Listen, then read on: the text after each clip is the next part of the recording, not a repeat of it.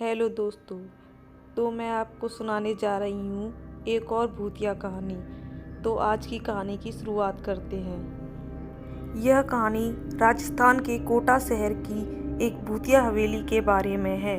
यह हवेली राजा महाराजे के समय में बनाई हुई थी, लेकिन पिछले 18 सालों से इस हवेली में आज तक कोई भी रहने के लिए नहीं आया है।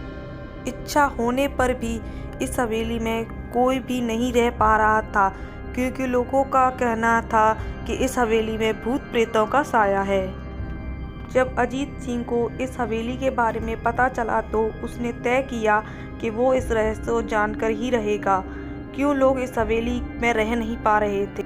उसने मजबूत इच्छा शक्ति से हवेली में रहने की पूरी तैयारी कर ली थी। जब उसने हवेली के अंदर जाने के लिए पैर आगे बढ़ाए तो दरवाजे पर किसी अनजान व्यक्ति ने उसे रोक लिया और नज़दीक जाके बोले, कौन हो आप और किधर जा रहे हो? अजीत सिंह ने जवाब देने के बजाय उनसे ही सवाल किया, जी आप कौन? मेरा नाम अर्जुन सिंह है और मैं यहीं पास में ही रहता हूँ। अजीत सिंह ने कहा, ओह अच्छा, मैंने सुना है कि यह एक भूतिया हवेली है और यहाँ कोई नहीं आ पाता, इसलिए मैं इस हवेली में एक दिन रुकने का फैसला किया है। अर्जुन सिंह ने कहा, जी हाँ, आपने सही सुना है और आप भी अंदर मत जाइए। मेरी माने तो आप भी वापस लौट जाइए, यहाँ बहुत खतरा है। यह सुनकर अजीत सिंह खुश हो गया, जैसे उन्हें कोई लॉटरी लग गई हो।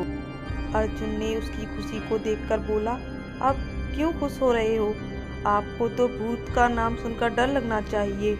शायद आपको पता नहीं होगा कि मैं भूत प्रेत में काफ़ी दिलचस्पी रखता हूँ। अगर इस हवेली में भूत है तो मैं अंदर ज़रूर जाऊँगा और सारी सच्चाई का पता भी लगाऊँगा। इतना कहकर अजीत सिंह उस हवेली में चले गए। अंदर जाके अजीत ने अपने बैग को साइड में रखा और हवेली के चारों ओर देखने लगा। सारे रूम भी चेक कर लिए। बाद में ड्राइंग रूम में आके एक सोफे पर बैठ गया। उसने वहां बैठ के दारू के 2-4 पैक भी पिए। वहीं अचानक उस रूम में लाइट का एक बल्ब चालू बंद होने लगी, लेकिन अजीत ने उस पर ध्यान नहीं दिया। थोड़ी देर बाद दूसरा बल्ब भी चालू बंद होने लगा। फिर तो हवेली की सारी लाइटें चालू बंद होने लगीं। यह सब देख अजीत अपनी जगह पर खड़ा हो गया और संपूर्ण सचेत हो गया। अचानक उसके सामने एक छोटा टेबल हवा में उड़ने लगा।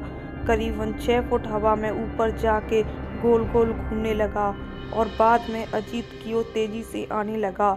अजीत ने तुरंत ही अपनी जगह बदल ली और दूसरी ओर चला गया और वो टेबल वहीं जाके गिर गया जहां अजीत खड़ा था। अजीत कुछ समझ पाता उतने में सोफे की सीट उसकी ओर आने लगी। वो जल्द खड़ा हो गया और छलांग लगा के दूसरी ओर कूद गया, जिसके कारण सोफा दीवार को टकराया और अजीत बच गया। अचानक सब कुछ शांत हो गया। अजीत ने चारों ओर सतर्कता से देखा और बड़ी आवाज में बोला, तुम जो भी हो सामने आकर बात करो। वहीं एक बड़ी परछाई सामने आई।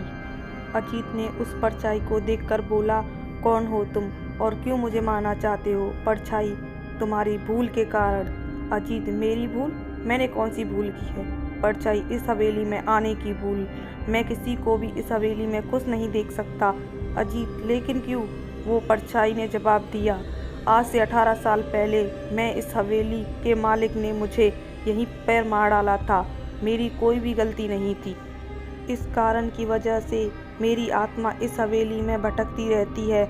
मैं किसी को भी इस हवेली में नहीं रहने दूंगा, क्योंकि इस हवेली में मेरा खून हुआ है। इस हवेली में जो भी रहने के लिए आएगा उसकी मौत होगी।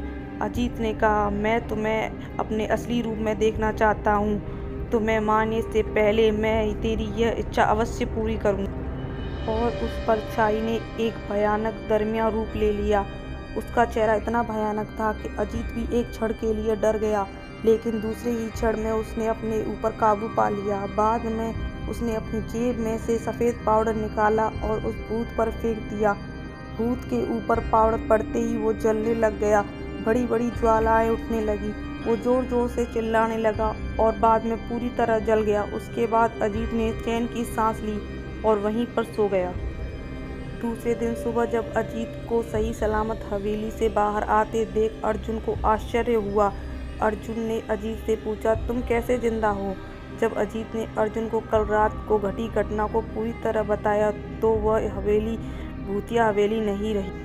दोस्तों, आपको यह कहानी कैसी लगी प्लीज़ कमेंट करके बताएं और हमारे चैनल को सब्सक्राइब करें। धन्यवाद।